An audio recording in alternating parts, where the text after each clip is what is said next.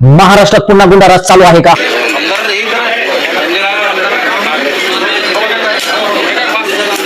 संजय गायकवाड पुन्हा वादाच्या भोवऱ्यात सापडलेले आहेत. गोविंद पानसरेंचं काय झालं, तुलाही घरात घुसून मारेन, तुला चिरडून टाकेन, तुझी जीभ छाटेन, अशी धमकी संजय गायकवाड यांनी प्रशांत आंबी यांना दिली आहे.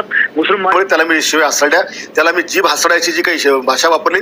शिवाजी कोण होता या पुस्तकाच्या प्रकाशकाला अक्षरशः जीवे मारण्याची धमकी दिली. घुसून मारेन तुला मी. हा येतो उद्या तू भेट, फक्त तुला घरात चिरडून टाकतो पाहिजे जरा.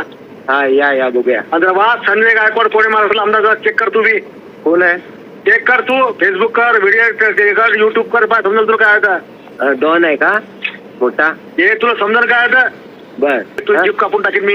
येतो तुम्ही, थांब जरा तू. या आधी सुद्धा ते वादाच्या भोवऱ्यात सापडलेले होते. एमएलए निवासामध्ये कर्मचाऱ्याला त्यांनी मारहाण केली होती.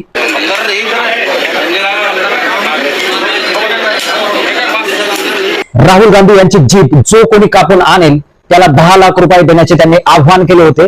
राहुल गांधींची जीभ हसाडणाऱ्या माणसाला मी 10 लाख रुपये देईल अशा प्रकारची देखील घोषणा, धमकी ही गायकवाड यांनी केली होती. तसेच त्यांनी भरसभेमध्ये मतदार 2000 ते 5000 तसेच मटण आणि दारू यामध्ये ते विकले जातात असं त्यांनी भाष्य केलं होतं. तुम्ही साधं एक मत मला देऊ शकत नाही. फक्त दारू, मटण, पैसे, अरे 2-2 हजारात विकले गेले. मायला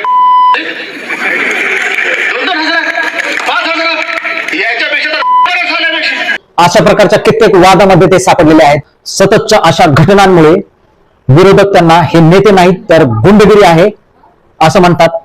बुलढाणा जिल्ह्याचं नाव बदनाम करण्याचा विडाच आमदार संजय गायकवाड या व्यक्तीने उचललाय.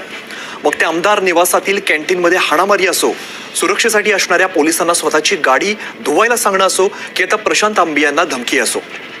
राज्यातील एक लोकप्रतिनिधी, सत्ताधारी पक्षातील आमदार, शिवरायांचा वंशज म्हणून घेणाऱ्या या व्यक्तीची भाषा आणि शिव्यांची पातळी बघितली तर छत्रपती शिवाजी महाराजांचं नाव सुद्धा त्यांच्या ओठावरती असू नये, कारण ती लायकी त्यांची नाही. पुरोगामी कार्यकर्ते प्रशांत आंबी यांना धमकी देताना पानसरे यांचे जे काय हाल झाले ते करण्याची म्हणजे थेट खुनाची धमकी देण्यात आलेली आहे. कॉम्रेड गोविंद पानसरे यांच्या हत्येत या आमदाराचा देखील सहभाग आहे का याची चौकशी सुद्धा मुख्यमंत्री फडणवीस यांनी करून खुलेआम गुंडगिरी करणाऱ्या व्यक्तीवरती तात्काळ कठोरात कठोर कारवाई करण्यात यावी अशा पद्धतीची एक पोस्ट हर्षवर्धन सपकाळ यांनी केली आहे. आणि कुणालाही धमकी देणं, कुणालाही त्या राज्यामध्ये हा गुन्हा. संजय गायकवाडांना एक पुस्तकच माहित नव्हतं. त्या आमदारावर गुन्हा दाखल केला पाहिजे. संजय गायकवाड, संजयला जर त्या प्रकाशकाला हात लावला तर संजूला गंजू करून सोडू. आमदार संजय गायकवाड यांच्यावरती आता पोलीस कारवाई करतात का? मग खरं कोण, नेता की गुंडराज, हे तुम्ही कमेंट करून मला सांगायचं आहे.